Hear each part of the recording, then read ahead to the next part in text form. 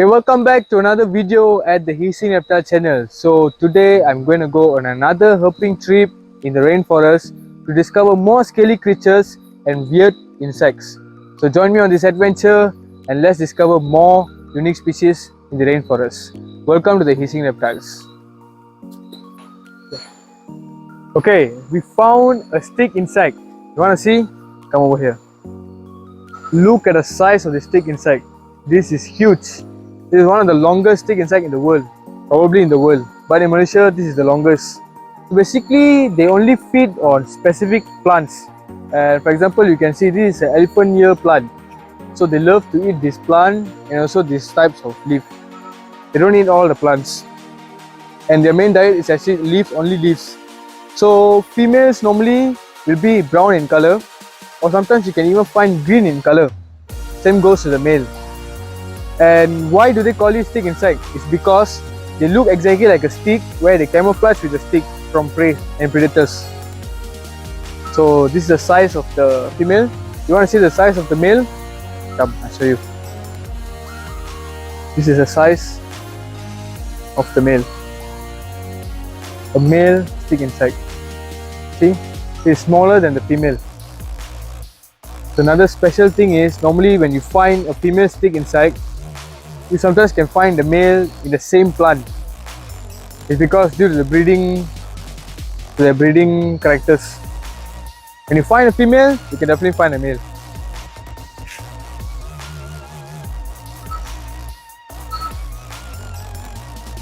Interesting fact about this stick insect is, let me show you something. Can you see the missing limb over here?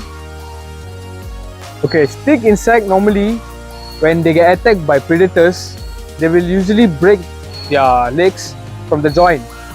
And why do they do that is because when, for example, a bird, when it tries to attack the stick insect, it breaks the joint and fall off, even when the bird carries the stick insect and try to fly away. And the best part of the stick insect is, even with broken limbs, as they mold, the legs can regrow back. So it's a great escape opportunity for stick insect.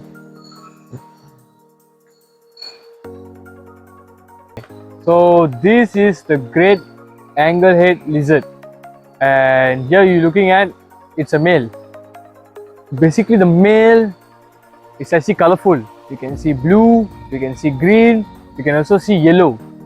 And male tends to have larger spikes on the body and also on the head, and they're typically larger than the females. The main diet basically consists of crickets, insects, smaller insects in their mouth, and they are quite aggressive if you try to handle them because they don't like to be handled.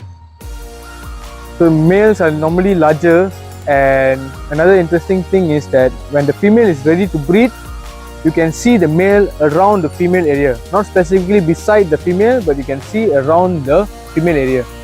So you want to see the female, how does it look like? Come over here.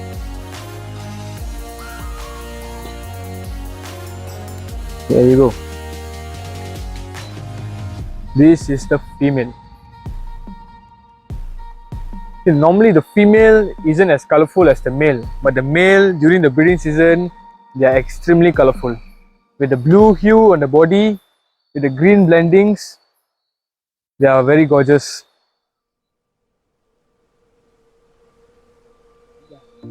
Okay, typically the female, once they're ready to lay their eggs, they will normally lay their eggs in the ground. They will dig a hole and then they will lay their eggs, and then they will cover it and they just leave.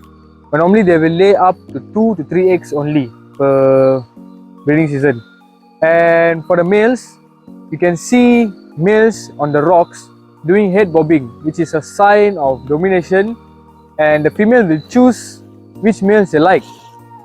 The more the head bob, the more interesting the male is.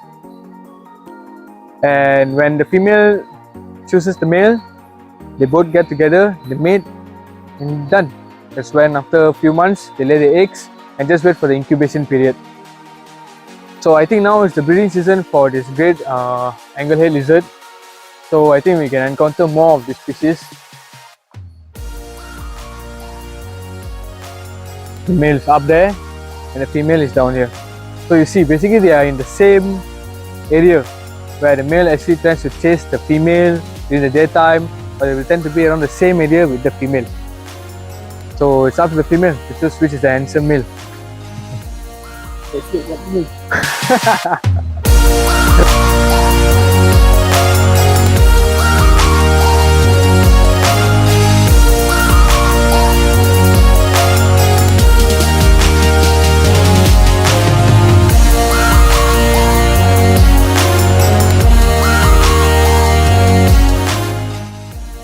Okay, our friend Ejam has found a snake. It seems to be a male regular pit viper. So in the previous video, I showed you female regular pit viper, and it's in the baby form. So now let's look at the male. So you can see over there, that is the male regular pit viper. Male regular pit viper tends to be smaller than the female, and that's the maximum size. They can't grow more than that. And how do you differentiate between a male and a female? It's very easy, just with the size and also with the spots on the body. Typical baby female normally has red stripes on the body, but a female regular pit viper has spots on the body, red spots. And the spot remains until they grow to the adulthood. So for that size, normally feed on geckos, frogs, and also baby birds. Yeah, but the guy is too high up, so I don't think so we can bring him down. Okay, for the regular pit viper, their venom, people say it's actually very strong and can actually kill us. But the fact is, they're not as strong as other pit vipers. Regular pit vipers' venom is actually low, where when you get bitten, you only get swellings. But that also depends on the immune system. Our friend Ejam, he has found another thing again, but let's continue to finish this regular topic. So basically, regular pit viper venom is not that strong as other pit vipers. So, but still, don't mess around with pit vipers. It's still dangerous because the venom actually takes place in the immune system. So let's have a look. Apa yang jumpa? So this is the Malaysian bow-fingered gecko. This is not a common species of gecko actually. You can see they actually quite fast. This gecko actually feeds on insects, smaller insects such as ants or any other katydids. And you see the interesting part of this gecko is the tail. You see how it actually roll up and has spikes on the tail. And this looks like a male. How do you see a male gecko and a female gecko? It's very simple. Males tend to have two rounds beneath their tail, and female doesn't have anything. And they also have the paws under the tail, where you can determine the male and also the female. And the males tend to have a brighter color than the female.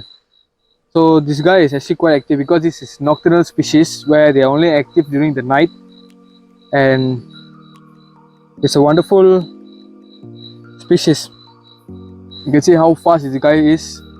His tail curved like a donut. And when they are stressed, they normally change color. They turn darker. So when they relax, they actually lighten in color. See the guy. Another thing about geckos, actually, they use their tongue to clean their eyes, to make their eyesight better. So the tongue is actually quite long until they can clean their eyes. There you go. The Malaysian bow-fingered gecko.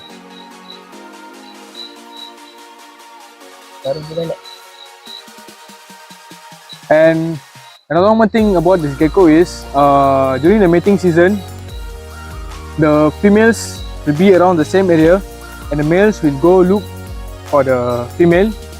And once the copulation is done, the females lay their eggs in 3 bucks. They normally lay up to 2 eggs, and the incubation period takes up to 1 month, 30 days to 45 days, depending on the temperature. And they normally drink water from water droplets or mist that forms on the leaf. So they leak through the tongue, and that's what they drink. Egg incubation.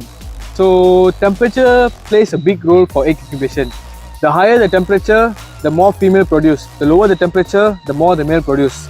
If the temperature is too high, there's something called hot females, where they the hot females, you cannot breed the hot females, and they tend to be very aggressive. They don't usually be like the normal females. So the higher the temperature, that's what causes the hot females. That's what the name comes from actually. This is a unique fawn, guys. It's very rare. You can't find the species everywhere. Beautiful. But why do they actually call this species of gecko the bent-toed? You see the foot of these geckos. The nails and also the foot, they're bent. So that's where the name comes from. So normally geckos have webbed foot where they can stick on the walls and climb walls, right? But not this type of geckos. That's why they're called the bent-toed.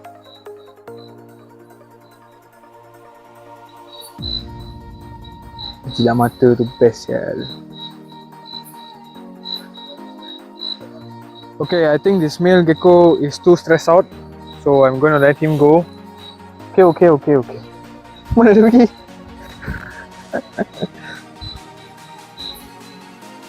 Okay, back to the wild.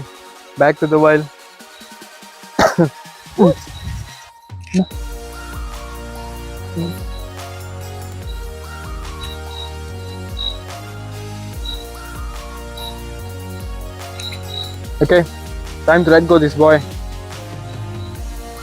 Bye-bye.